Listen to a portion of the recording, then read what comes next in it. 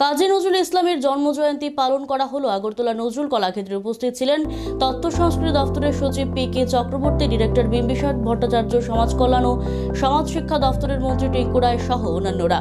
অনুষ্ঠানে বক্তব্য রাখতে গিয়ে কাজী নজরুল ইসলাম সম্পর্কে বলতে গিয়ে মন্ত্রী টিঙ্কু রায় বলেন, কবি নজরুলের প্রত্যেক লেখাতে উদ্দেশ্য ছিল মূল্যবোধের উপর ব্রিটিশ শাসন থেকে ভারতকে মুক্ত করার অনেকটাই অবদান কাজী নজরুলের ছিল। দারিদ্রতার উপরে উনি যেসব লেখা লিখে গেছেন, আজ হয়তো সেগুলোর মতো পরিস্থিতি এখন বর্তমানে নেই, কিন্তু আজকের দিনে ওই ধরনের বিভিন্ন ইস্যু সামনে আসে। এবং তিনি আরও বলেন, ত্রিপুরা এখনও শিশু বিবাহ এবং চাইল্ড প্রেগন্যান্সিতে অনেকটা এগিয়ে আছে। সেই কুপ্রভাবগুলোকেও ধীরে ধীরে মুছে ফেলতে হবে এবং সমাজের প্রতিটি অংশের মানুষকে তাতে এগিয়ে আসার আহ্বান রাখেন।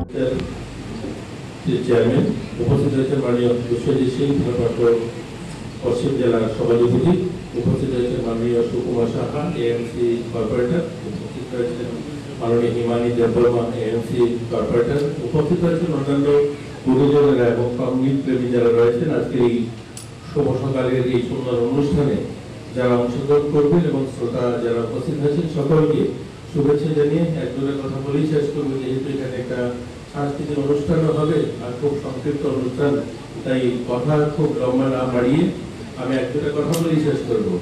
কাজী নজরুল ইসলামের প্রত্যেকটা লেখা বা প্রত্যেকটা উদ্দেশ্য ছিল একটা, হলো যে আমাদের ভারতকে ব্রিটিশদের হাত থেকে মুক্ত করা এবং আমাদের মানবতার কবি বলে উনি বিখ্যাত ছিলেন, মানুষের জন্য, সমাজের জন্য, এবং তিনি মূল্যবোধের জন্য লিখেছেন। কিন্তু আজকে যারা এখানে আমরা সঙ্গীত প্রেমী যারা আছি বা সাহিত্য প্রেমী, সঙ্গীত প্রেমী যারা এখানে উপস্থিত আছে, আজকে হয়তো ব্রিটিশ নেই বা ব্রিটিশের মতো শোষণ নেই বা সেই দারিদ্রতা হয়তো তখনকার সময় তিনি দারিদ্রতা নিয়ে যে লিখেছেন সেটার হয়তো প্রয়োজনীয়তা নেই। কিন্তু আজকে সমাজেও এই ধরনের বিভিন্ন ইস্যুগুলো রয়েছে যেগুলোকে আমাদের ভাবতে হবে। এখানে যারা সঙ্গীত এবং সাহিত্য নিয়ে কথা বলেন বা যারা তাকে ভালোবাসেন, আপনাদের উদ্দেশ্যে একজোটা কথা না বললেই না হয়।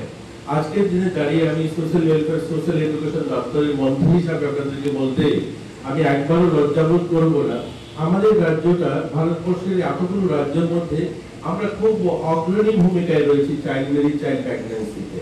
তো কেন এগুলো তো সেদিনের হয়তো দারিদ্রতা বা ব্রিটিশের শাসনের যে আমাদের একটা বাঁধন ছিল তার থেকে কম নয়।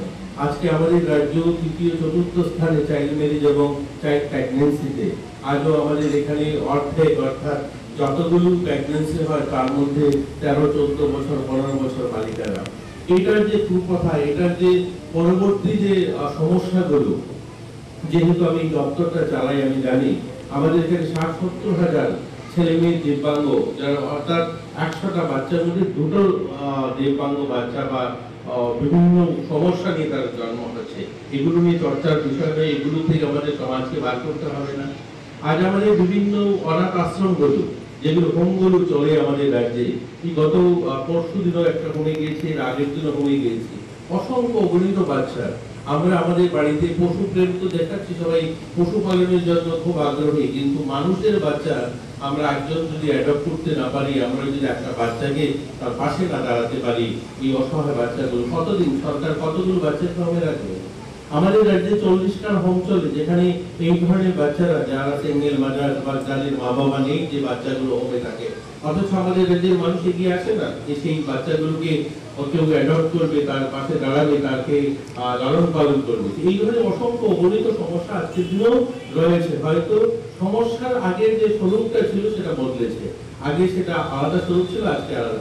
আজকে আমরা দেখেছি দেশের ভিতরে থেকে, তখন হয়তো ব্রিটিশরা আমাদের উপরে অত্যাচার করেছে, আর দেশের ভিতরে থেকে বিভিন্ন আতঙ্কবাদী গোষ্ঠী, যারা দেখেছেন আপনারা কাশ্মীরে যেভাবে মায়েদেরকে তাদেরকে ধর্ম জিজ্ঞাসা করে, বোনদের তার ধর্ম জিজ্ঞাসা করে যে গুলি চালিয়েছে, তারা কিন্তু কাশ্মীর যারা স্থানীয় ছিল তাদেরকে কিন্তু পাকিস্তান থেকে মদত দিয়েছে, কিন্তু লোকগুলো কারা, লোকগুলো কোথাকার?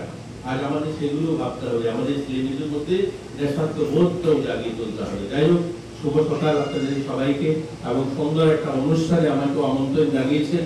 আমি আপনাদের সামনে সকালবেলা 2-4টা কথা বলতে পেরেছি, ভালো লাগছে। দেখবেন আমরা এই তো 5 জুন চলে এসেছি, সামনেই 1 সপ্তাহ পরেই আমরা আবার বৃক্ষরোপণ অনুষ্ঠান শুরু করব।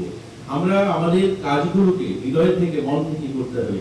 এই গাছ লাগানো অনুষ্ঠানটা আমি প্রত্যেক বছর যেখানে যাই সেখানেই বলি যে এটা আজ থেকে নয়, আজ থেকে প্রায় 50-52 বছর আগে রাষ্ট্রসংঘের সিদ্ধান্ত গাছ লাগাতে হবে। কিন্তু এই যে গাছ লাগাই প্রতি বছর অনুষ্ঠানে যে গাছ লাগানো অনুষ্ঠানটা